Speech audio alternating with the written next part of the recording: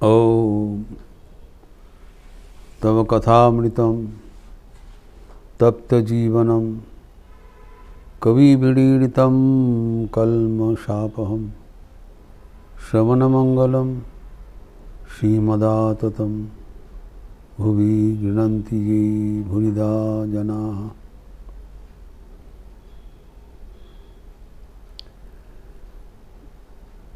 भक्तों का विश्लेषण हो रहा था। 4 प्रकार भक्तों के भीतर हम लोग आर्त भक्त का विस्तृत चर्चा किया। आरती के समय अगर हम भगवान को स्मरण करें तब वह आरती हमारे भगवत प्राप्ति के सेतु बनता है, अन्यथा नहीं। अगर आरती के समय हम हमारे अदृष्ट का कोष से वी कर्स आवर फेट, तब हम आर्त भक्त नहीं बनेंगे। तो आरती आएगा, आरती चला जाएगा, हमें कोई परिवर्तन नहीं होगा, क्योंकि साधारणतः होता है। लेकिन आरती के समय हमें भगवान को पास आरती हरण करने के लिए, आरती नाश करने के लिए प्रार्थना करना चाहिए। तो मतलब है कि किसी प्रक्रिया से, किसी उपाय से भगवान के साथ युक्त होना। केनापि उपायन स एव भजनीयः, ये भक्ति सूत्र में बताया। कोई भी उपाय से भगवान के साथ युक्त होना, भजन करना, भले वो कोई उद्देश्य हो, मतलब हो, से परवाह नहीं, लेकिन भगवान का भजन हमें वो उद्देश्य को सही बना देता है। If you have any desire, the desire becomes purified by the thought of God. यही है मतलब, भगवान के साथ युक्त होना चाहिए। तो अपने पूरा दम लगा के आरती हरण करने के लिए प्रचेष्टा करे एवं भगवान को स्मरण भरण करे, तब आरती भी मिट जाएगा, भगवान को भी प्राप्त होगा।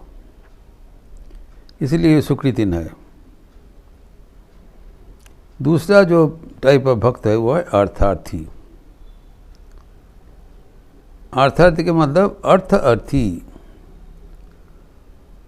उनको प्राप्ति चाहिए। आरती में क्या है, वो भगवान को हरण करने के लिए, दुख को नाश करने के लिए बोल रहे हैं। यहाँ पर कुछ प्राप्ति के लिए भगवान को स्वीकार रहे हैं।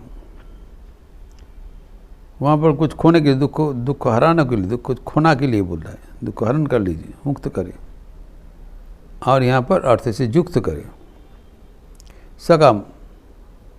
ठीक है, तो ये भी अर्थार्थी भक्त के बारे में थोड़ा गहराई से सोचना चाहिए, समझना चाहिए। तभी हम हमारे जीवन का जो स्वाभाविक अवस्था है उसको हम एनकैश कर सकेंगे भक्ति के लिए। तो अर्थार्थी जो सकाम भक्त के लिए बोला है, ये हमारे साधारण अवस्था है। निर्वासना होगा तो वो तो ईश्वर प्राप्ति कर लेगा। तो सबके भीतर ही नाना प्रकार का कामना वासना स्वाभाविक है, धन संपत्ति, वैभव, नाम, यश इत्यादि। तो ये सब प्राप्ति के लिए अगर कोई भगवान को भजन करें तब उसको अर्थार्थी भक्त कहलाएगा। अगर अर्थ प्राप्ति के लिए जो विषयी व्यक्ति अर्थ चिंता करते रहते हैं, भगवान को नहीं पुकारते हैं, तो वो तो अर्थार्थी है, लेकिन अर्थार्थी भक्त नहीं है।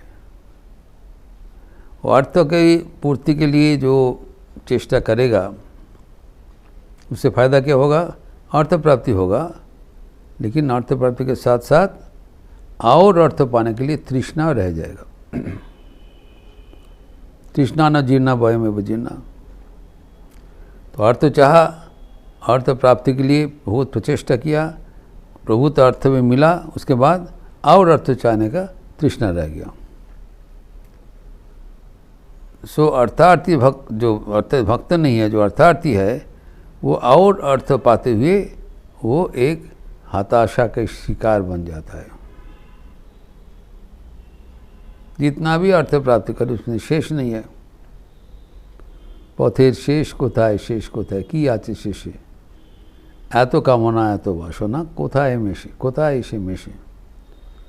तो हार जाता है, इतना कामना इतना वासना तो बढ़ते जा रहा है, कोई शेष नहीं है। लेकिन अर्थार्थी भक्त का चित्र दुष्टक ये सुकृतिन है। सुकृतिन मतलब जो आखिर में भगवत प्राप्ति करेगा, ये विभाजन है भगवत गीता में। इसी 7वें अध्याय में भगवान 15वें में 16 श्लोक में ये विभाजन कर दिया, एक दुष्कृति ना एक सुकृति। तो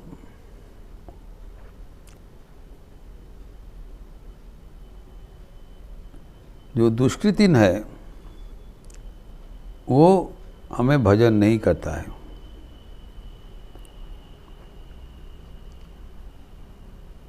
जो न प्रपद्यन्ते न में दुष्कृति न मूढ़ा, जो दुष्कृति न है मूढ़ है वो हमारे शरण नहीं लेते हैं। लेकिन चतुर्विधा भजन्ते माम जना सुकृति न मूढ़ा सुकृति न भोग। तो ये जो सुकृति है वो 4 प्रकार का भक्त है। दुष्कृति न हमको भजन नहीं करते हैं। तो अर्थात जो भी अवस्था हो, अगर हम भगवान को भजन नहीं किया तो हम दुष्कृतिन बन जाएंगे।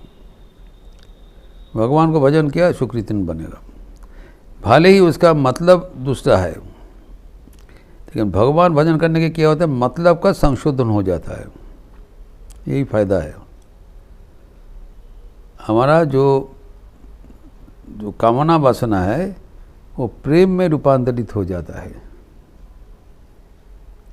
ये भगवान का स्पर्श का बहादुरी। तो किसी उपाय से भगवान के साथ युक्त हो जाओ बस। तभी अर्थार्थी भक्त तो क्या करते हैं कि अर्थ प्राप्ति के लिए, धन प्राप्ति के लिए, कोई भी कुछ उनका संस्कार वश कुछ इच्छा रह जाता है, भीतर में कामना वासना है, उसको पूर्ति के लिए वो भगवान को भजन करते हैं। जब ध्यान पूजा पाठ जो भी हो वो करते रहते, भगवान को प्रार्थना करते रहते हैं उसका अर्थ पूर्ति के लिए। लेकिन जो व्यक्ति अर्थ प्राप्ति के लिए पूरा मन से काम करता है लेकिन भगवान को भजन नहीं करते, वह कभी कभार किया, वो व्यक्ति अर्थार्थी भक्त नहीं होगा। क्योंकि अर्थ प्राप्ति के बाद उसका और कुछ आगे बढ़ने का नहीं है, और अर्थ उपार्जन करने के लिए वो दौड़ते रहते हैं। ये जो अर्थार्थी भक्त है इसका एक आदर्श उदाहरण है ध्रुव, जो श्रीमद् भागवत में आते हैं। ध्रुव की उपाख्यान वही अर्थार्थी का एक श्रेष्ठ दृष्टांत है, उदाहरण है। हम जानते हैं ध्रुव 5 साल का लड़का है और उनका पिताजी का 2 शादी थी। तो ध्रुव की माता ध्रुव को पालन किया है, लेकिन जो उनका जो माता है, छोटी माँ है, वो ध्रुव को अनादर करते थे। तो जब ध्रुव पिताजी के पास आए, पिताजी के गोद में बैठने चाहा, तब उनकी छोटी माँ उसको बैठने नहीं दिया। उन्होंने कहा तेरा अधिकार नहीं है। उन्होंने कहा कैसे अधिकार नहीं है? उन्होंने बताया तू तो भगवान को साधन भजन नहीं किया और तेरी माँ भी अभागिन है, वो भी साधन भजन नहीं किया, इसलिए तेरा राजगद्दी का कोई अधिकार नहीं बनता है। इसी बता के उनको बैठने नहीं दिया। राजा भी कुछ बोला नहीं, क्योंकि वो अपना पत्नी है, पत्नी को सब व्यक्ति डरते हैं, तो राजा भी कुछ बोलने का कोई साहस नहीं था। जब भी अन्याय बोल रहे हैं, राजा चुपचाप हो गए। तो ध्रुव बहुत गुस्सा करके वो अपनी माँ के पास चले गए और सब बताया। तो माँ ने उसको बोला हाँ बेटा वो सही बताया तेरी छोटी माँ, ना तू भगवान को तपस्या किया ना मैं किया था, तो हमारे दुर्भाग्य से इसी अवस्था हुआ है। राजगद्दी में तेरी अधिकार नहीं रहेगा। यद्यपि तू जो ज्येष्ठ राजपुत्र हो। तब ध्रुव ये सुन के वो बड़ा नाराज हो गए। अच्छा, अगर ऐसी अवस्था है तो मैं अभी भगवान का भजन करूँगा, अगर नहीं करने के कारण हुआ है तो मैं ही भजन करूँगा, अभी करके मेरा जो अधिकार है मैं छीन लूँगा भगवान से। तो उनका माँ यद्यपि वो छोटा बड़ लड़का है तो कोई उपाय तो नहीं था और क्या करे, तो उनको अनुमति दे दिया भाई ठीक है, तो जंगल में जाके भगवान विष्णु का आराधना करो। तो निकल पड़े। इसे छोटा बालक जा रहा है जंगल की ओर, तो रास्ते में नारद जी उनको मुलाकात किया। नारद जी कहते अरे तू यहाँ पर कहाँ जा रहे हो? बोले क्यों, हम नारायण के पास जा रहे हैं, हम नारायण का भजन करेंगे, हमारे इसे अन्याय हुआ है, हमारा राजगद्दी चाहिए। देखिए ये भगवान को नहीं चाहा, ये राजगद्दी चाहा, इस उद्देश्य से रवाना हुआ, यही है मजाक। तब नारद जी ने बताया अच्छा तुम्हारा तो उद्देश्य ठीक है, लेकिन तेरा उम्र देखो, और जंगल में बड़े बड़े जंगल का जानवर होता है, तो तत्काल तो वो खा लेंगे, तपस्या क्या करोगे? और तुम्हारा ये तपस्या का उम्र नहीं है, 5 साल का बच्चा क्या तपस्या करोगे, ये तुम्हारा ज़रूरत नहीं है। अच्छा तू चल, मैं वो जो राजा को जानता हूँ, तो न माँ के बुला, तो मैं तुम्हारा दोनों का बंदोबस्त कर देंगे। राजा को बोलकर, राजा हमारा बात मान लेगा, लेकिन ऐसी करके मत जीवन बर्बाद करो। तो ध्रुव जी तब बोला, सोचा मैं तो तपस्या किया नहीं, तपस्या के लिए सिर्फ हम निकले हैं, ये नारद जी हमारे अपरिचित नहीं था, कभी तो आके इसे ऑफर नहीं दिया तुम चलो तुम्हारा भी बंदोबस्त कर देंगे। तो अगर भगवान को पुकारने के पहले ही इतना सहारा मिल रहा है, तो अगर भगवान को दर्शनों का क्या नहीं मिल सकता है। तब उन्होंने नारद जी को अभी तो निश्चय कर लिया कि आप तपस्या के लिए निकलते ही आपका इतना सहारा मिल रहा है, तो हम आखिर में जाके वो नारायण का दर्शन करके ही बैठूंगा। प्रोत्साहित मिल गया। तो नारद जी जब उनके इसी संकल्प देखा, बहुत खुश हुआ, प्रसन्न हुआ। तो उन्होंने बताया देख तोरा तो अभी सब जानते नहीं हो, ये 12 अक्षर विष्णु मंत्र ले लो, ओम नमो भगवते वासुदेवाय, 12 अक्षर मंत्र होता है, ओम नमो भगवते वासुदेवाय। ये मंत्र तू जप करते रहो और ये मधुवन में चले जाओ, और भगवान को आंतरिक पुकारने से वो अवश्य सुनेंगे। तो विश्वास कर लिया। देखिए रास्ते में गुरु भी मिल गया। जब भगवान को भजन करने का आप संकल्प करेंगे, तब चारों ओर से जो सहारा मिल जाएगा, भगवान ही बंदोबस्त कर देंगे। तो जब ऐसी सुना तो नारद जी का साला बस आगे जाके मधुवन में जाके बैठ गया और एक निष्ठा से ध्रुव तपस्या किया। सिर्फ 6 महीने के भीतर, नॉट लॉन्ग, 6 महीने के भीतर भगवान का आसन हिल गया। तो उन्होंने देखा एक छोटा सा बालक हमारे लिए इतना पुकार रहे हैं सरल मन से, तो नारायण रह नहीं पाया, आके उपस्थित हुआ और उपस्थित होकर उनका जो अवस्था देखा है तो अप्लुत हो गए। ध्रुव भी नारायण को देख के एकदम गदगद हो गए और स्तव करने लगा, बहुत प्रसन्न हो गए। भगवान का दर्शन ये साधारण चीज़ नहीं है। तो भगवान को देखकर वो भगवान का आंतरिक प्रार्थना कर रहे हैं, प्रभु हमें ज्ञान दीजिए, भक्ति दीजिए, प्रेम दीजिए, आपको दर्शन मात्र ने हमारा जीवन परिवर्तित हो गया। ये इस लोहे का टुकड़ा अगर परश पात्र को टच करे, टच स्टोन, तो साथ साथ वो सोना बन जाएगा। तो भगवत स्पर्श से ध्रुव का आमूल परिवर्तन हो गया। बहुत आनंद में चले गए। तो भगवान जब बोला जब तुम बड़ प्रार्थना करो, तब ध्रुव इसी पर ज्ञान दीजिए, प्रेम दीजिए, भक्ति दीजिए करने लगा। तो भगवान ने कहा तथास्तु। तो फिर भगवान ने बताया तुम्हारा भीतर और कोई प्रार्थना नहीं है? बोले नहीं प्रभु, आपको दर्शन करके ज्ञान प्रेम भक्ति दीजिए, बस काफ़ी है, पर्याप्त है, अभी कुछ नहीं देना चाहिए। तो भगवान देखा जा रही है तो भूल गए हमारा जो दर्शन में। तो बोला जाता तू थोड़ा याद कर, तो किस कारण से जंगल में आए थे? What was your original purpose to visit this place, the भयानक जंगल? तब वो सोच समझ के बता, हाँ, हम यहाँ पर राजगद्दी के लिए आए थे, इस सब से नहीं, राजगद्दी के लिए। तो भगवान ने बताया तब वो मांग लो। बोले नहीं, जब आपको ही मिल गया और पाने का और कुछ बचा नहीं, ये अर्थात भक्ति का प्राप्ति। When I have got thee, there is nothing else remaining to be achieved. Yang labdva chaparam labham manyate nadikam tata jasmin sthito न दुखेन गुरुनापि विचलते तंग विद्या दुख संयोग योगम सनिश्चय न युक्तव्य योगो अनिर्भिन्न चेतसा। यही चीज़ प्रार्थनीय है, जिसको पाने से और दूसरा कुछ पाने का मन में अवशेष नहीं जाता है, वो भरपूर हो जाता है।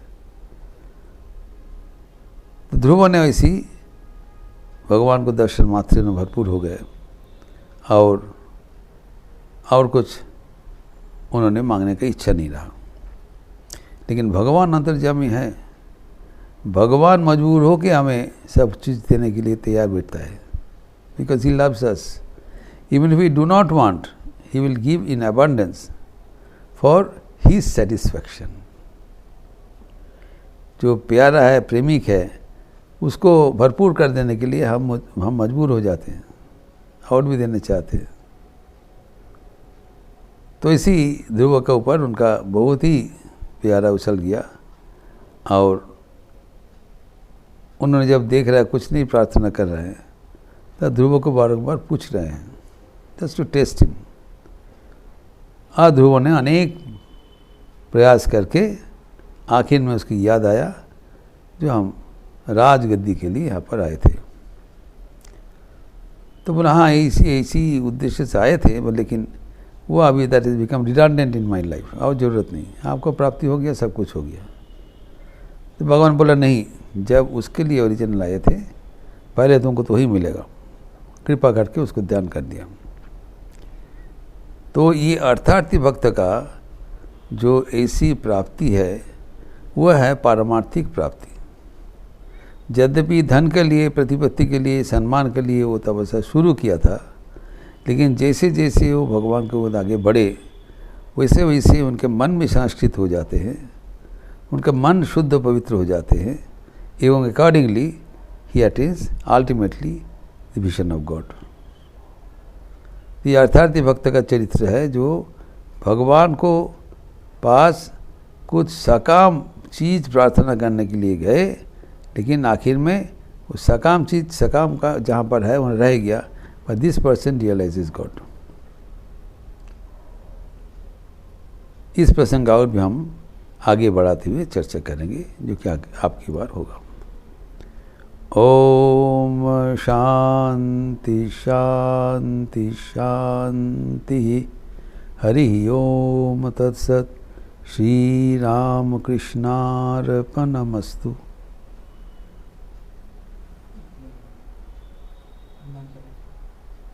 आज मंगलवार की अवसर है, संध्या रीति के उपरांत हनुमान चालीसा। आप लोग सब स्वागत है। अच्छा रहिए, स्वस्थ रहिए, आनंद में रहिए। नमस्कार।